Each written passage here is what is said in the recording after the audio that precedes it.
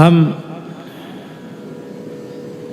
इस प्रकार के पक्ष के समर्थक नहीं हैं कि चाहे जैसा आचरण करने वाला व्यक्ति अपने को गुरु और महात्मा या संत घोषित कर दे, वो ठीक नहीं है। गुरु के लक्षण हैं शास्त्रों में, संतों के लक्षण हैं शास्त्रों में।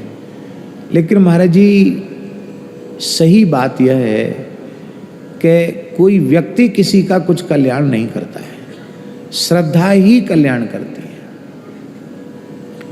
समर्थ से समर्थ सद्गुरु होवें, और जैसी श्रद्धा गुरु तत्व के प्रति शिष्य में होनी चाहिए वैसी श्रद्धा न होवे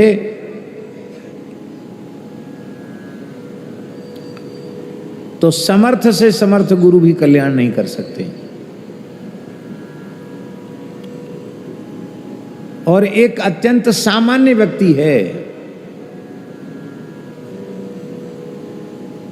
न उसमें कोई गुरु का लक्षण, न संत का, न कोई महापुरुष का लक्षण घटित हो रहा है, पर महाराज जी शिष्य की श्रद्धा परिपूर्ण है कि ये सद्गुरु रूप में भगवान हमको मिले हैं, तो उतने से ही उस शिष्य का काम हो जाएगा। हमारे महाराज जी सुनाते थे, भक्तमाली जी, कि एक भोला आदमी था, भगवान के दर्शन की व्याकुलता जगी। नारायण जी महाराज, भगवान के दर्शन की व्याकुलता जगी तो वृंदावन में आया। अब महात्माओं से कहे हमको दर्शन करा दो, हमको दर्शन करा दो।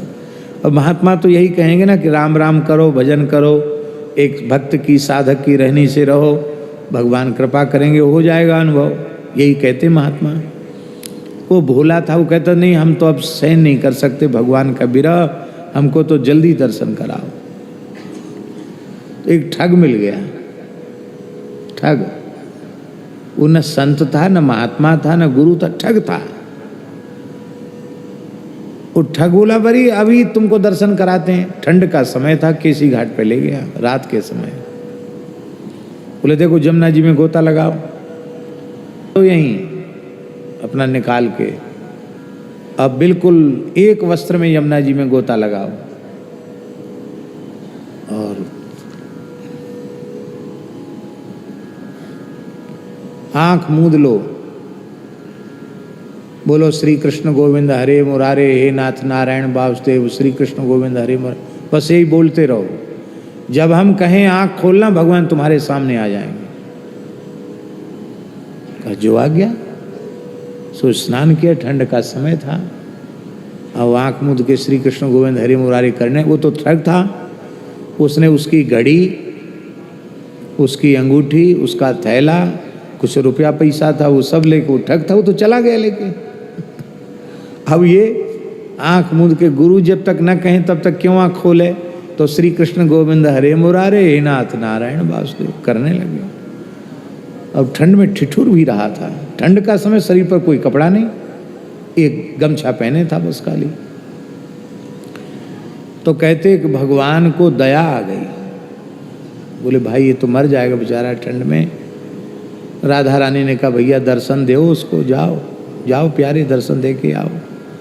तो आया, ठाकुर जी आए, आकर बांसुरी बजाई, बोले हमारा दर्शन कर लो। बोले आप कौन हो? बोले हम वृंदावन बांके बिहारी लाल हैं। कहा नहीं, हम तो आंख नहीं खोलें। क्यों? हमारे गुरु महाराज ने मना किया है कि जब हम कहें तब आंख खोलना, तब दर्शन होगा। हो सकता तुम नकली भगवान हो तो हैं? तुम नकली हो तो क्या करेंगे? तब तो हमारा व्रत भंग हो जाएगा। भगवान बोले देखो भाई, हम नकली नहीं, हम असली हैं, तुम्हारे भाव पर रीझ कर आए। अब वो तो ठग था। इतना सुनते बोले तब तो तुम बिल्कुल नकली हो। गुरु निंदा करने वाला असली भगवान नहीं हो सकता। तो गुरु जी की निंदा करते हो। अरे महाराज वो गुरु नहीं था, वो तो ठग है, चोर है, फिर गुरु निंदा करते हो। आप हमको ठग रहे हो, आप जाओ।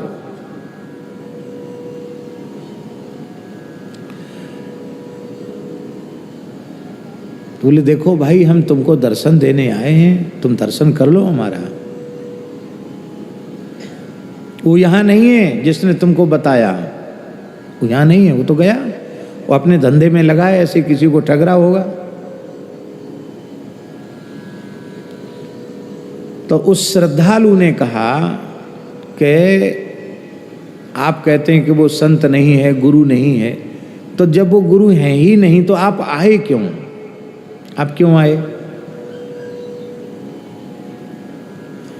हम रो तो बहुत दिनों से रहे आपके लिए, उस समय तो आप आए नहीं, आप अब क्यों आए? आप तब भगवान को उत्तर देते नहीं बना। माने उसने कहा कि उन्हीं, आप अपनी भाषा में चाहे जो कहो उनके लिए, पर उन्हीं के कहने से, उन्हीं के कारण तो आप आए हो। वो गुरु महाराज आकर कह देंगे तो हम आंख खोल के दर्शन करेंगे, नहीं तो नहीं करेंगे। ठाकुर जी ने कहा भैया अब उस पर भी कृपा करनी पड़ेगी जो कृपा का स्वप्न में भी पात्र नहीं है, उस पर भी आज तुम्हारे कृपा करनी पड़ेगी। तुम्हारे जैसे भोले शिष्य के कारण। वो तो महाराज ठगी करके, वो तो तान दुपट्टा सो रहा था, तो ठाकुर जी ने उसको स्वप्न में दर्शन दिया और दर्शन दे करके बड़े क्रोधपूर्वक कहा कि तू इतना दुष्ट है, एक भोले आदमी को ठग कर सब कुछ उसका ले आया, छीना, और बेचारा ठंड में वहाँ खड़ा है, थर थर काँप रहा है, शीत लहरी चल रही है, मर जाएगा, बहुत भारी पाप लगेगा तुझे। मैं उसको दर्शन देने गया था, पर वो कहता गुरु महाराज आज्ञा देंगे तब आँख खोलेंगे, नहीं तो खोलेंगे नहीं आँख। तो तू गुरु तो नहीं है, लेकिन चल भाई, अब उसने गुरु मान लिया तो तू गुरु है, चल। अब तो वह रोने लगा कि हाय हाय, मैं किस नरकों में जाकर के पाप का फल भोगूंगा। आज भगवान ने मेरे ऊपर कृपा कर दी, भले ही क्रोध में बोले, पर बोले तो सही, सामने आए तो सही। वह गया और जाकर के बोला कि भैया हो गए, ठाकुर जी बिहारी जी सामने खड़े हैं, नेत्र खोलो। नेत्र खोले तो ठाकुर जी का दर्शन हो गया। पर उस व्यक्ति को दर्शन नहीं हो रहा था, उसको तो हो गया दर्शन। जिसके कहने से दर्शन हुआ उसको दर्शन नहीं हो रहा था। और भक्त भगवान मिल गए, छाती से लग गए, भक्त भगवान मिल गए। वो रो रहा था, दुखी था, तो उसने अपने शिष्य से कहा कि तुमने हमारा जीवन बदल दिया है, अब ऐसा करो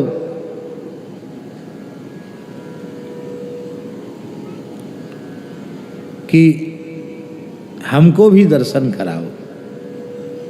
तो उसने ठाकुर जी से प्रार्थना की कि प्रभु आप, गुरु जी की विशेष शिक्षा है, आप इनको भी दर्शन दीजिए। तो बोले ये दर्शन के अधिकारी तो नहीं हैं, पर तुम इनसे सट करके खड़े हो जाओ, तुम्हारे स्पर्श से इनको दर्शन हो जाए। तो गुरु जी से सट के खड़ा हो गया, तो भक्त के स्पर्श से उस ठग का भी कल्याण हो गया। फिर ठग रह जाएगा, ऐसी कृपा होने के बाद ठग रह जाएगा।